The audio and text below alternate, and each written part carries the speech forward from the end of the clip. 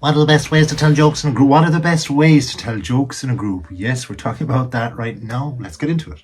Because telling jokes in a group can be a fun way to bond, to lighten the mood and make everyone laugh. But the key to success in it all is your timing, your delivery, and an understanding audience. But if the audience are not understood by you, you've got a problem because you got to know them. You've got to know your audience. Know where it is they're coming from. If you are, say, geographically in a place that you're not used to, you need to know what's going on in this place. What exactly are the news headlines? What exactly is going on with regard to their politics or with regard to their economy? Because if you know that, then you can relate to that. You can build this bond. After all, that's what the whole humour is supposed to do in the first place. Now, think about the interests, the background, say, the humour style of the group. If you can find that, you're onto a winner. A joke that works with your family may not necessarily work with another audience. Those that are close to you may know your little intricacies and your idiosyncrasies, but if you're in front of people that don't know you at all, you may need to be more obvious with the jokes. So knowing what it is that they're into really will help. A light-hearted office joke works better than a casual one if you're in, say, a business meeting. Keep it short and sweet, even if you're tall and, well, sour. Why it works? Well, short, punchy jokes are easier to follow and they land better than longer, kind of winded stories. Now, I could tell you about the time where 5 minutes pass. Yeah, you won't watch. I get it. Aim for jokes that are concise, because when they're concise, you get to the punchline quicker. People want to get a little bit of a trick and they're kind of listening and they're going, okay, yeah, so then he went there and then that happened. So they're putting two and two together and they want to find out what it is before others around. But if you tell a little short story and suddenly, boom, you get the answer, that's going to win them over quicker. Instead of explaining a long backstory, you could tell a quick one, such as, I told my computer I needed a break and now it won't stop sending me Kit Kats. Okay, totally corny, but you get my drift. We're talking about a couple of sentences, that's all. Pay attention to timing. The pause before the punchline is so pivotal. And then, boom, deliver the line. Pause for a second after the setup. Give your audience a chance to kind of catch up with the story or what you're putting out there. Let them imagine it holistically and expect, and let them know even so, that there's an expectation of a punchline that's coming, because this pause is like the drum roll. It's leading up to it. And then hit them with it, bang, once they least expect it. Such as, I used to play piano by ear, but now I use my hands. Be authentic in your style. Look, be yourself. If you've heard the joke from someone fantastic, a brilliant comedian, say, well, he says it this way.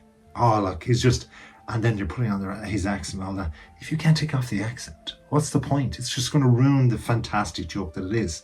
So your delivery is key. If you force a style away from you, that's not a natural flow. You'll stop remembering things. If you're trying to imagine you're that person, that's the comedian, plus remember the joke. It's two things. Our brain is not comfortable with this. Don't try to imitate others.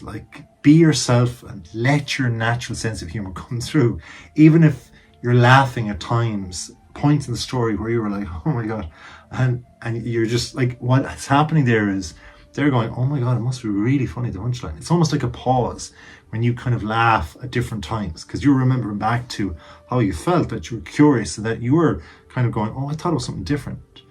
But if you do that, people will kind of go, they're sharing, they're truly sharing. So if you're the dry humor type, don't try to sell slapstick jokes. Just play to your own strengths. Set up a scenario, because a relatable or absurd scenario is always welcome. It can make a joke hit harder because the audience visualizes it. Create, say, a situation that feels familiar or maybe unexpected, or even both. Unexpected in a familiar place. Say, hey, look, here we are in the office, guys, and look, every day we do this, and the water fountain is over there, and Johnny sits by the desk over there. But imagine one day if an elephant, and then boom, your story starts. And they're like, whoa, what happened if, and they're trying to think, and then pause, punchline. Or, I used to be indecisive, but now I'm not sure. That's quick, but terrible. Non-verbal cues are truly important. Look, we say a lot with our voices. Here I am saying, but I'm sitting down. So your body language and your facial expressions can enhance the delivery of your joke. Use subtle gestures, facial expressions, and try to enhance the punchline. Now, if you're telling a joke about being, say, confused, frown, or say, raise your eyebrows for extra effect, pause and give a slight shrug before delivering a line or so. That will help with the effects of what you're trying to portray.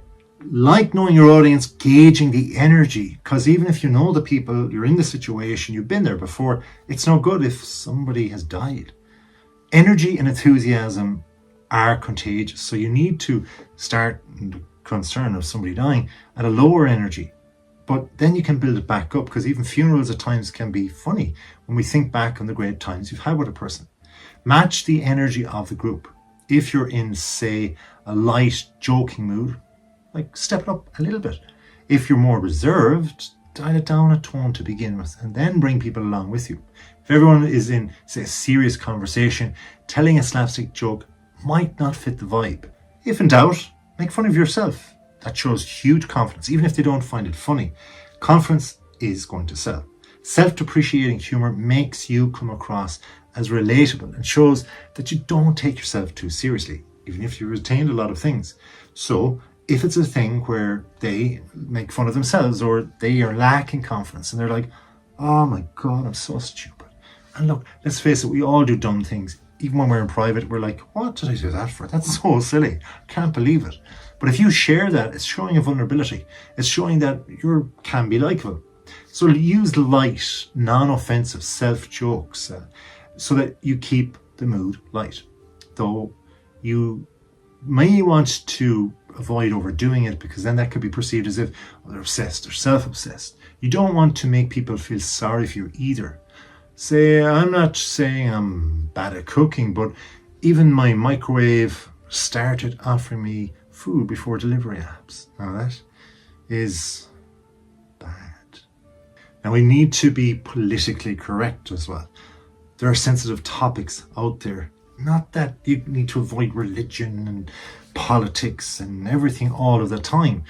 But once your people, your audience, those you're trying to be funny, know you as a person, know that you have morals, know that you have beliefs, know that you're on one side over another, then you can kind of stretch it a little bit, because they go, I know he's just having a laugh. He doesn't really feel that way. And that's okay too. Humor should bring people together, not make them uncomfortable. Avoid topics at the beginning more so that may touch on taboos like personal insecurities. Like if you know somebody's going through a very tough time with grief, don't tell a joke about, like, I was at a funeral once and, oh my God, like seriously, or anything that could offend the group. Stick to safe, universal humor. Look at the weather and go, oh gee, it's a different type of day today. Instead of telling, say, a controversial joke, you might say, I have a great joke about construction, but I'm still working on it. That's not as bad, eh? Now you never know what might happen. In fact, you might bang into something and before you know it, it's part of your routine because they're already laughing. So if they are, just blame the table, blame the microphone, blame everything but them. Things are good and better to blame, as is yourself. If your tie becomes untied, if your fly becomes undone, whatever happens, go with the flow and stay in the moment. That shows confidence too. It shows that you'll get over things, you'll react, and you're not taking yourself too seriously. So remember the timing, remember the delivery, remember your people and the connection. And what does this humor want to be? It wants to connect with people. So if you're truly, authentically interested in them and you show it, you're making an effort, you're at least a positive guy. Thanks for watching, keeping my head up today. Please do watch more.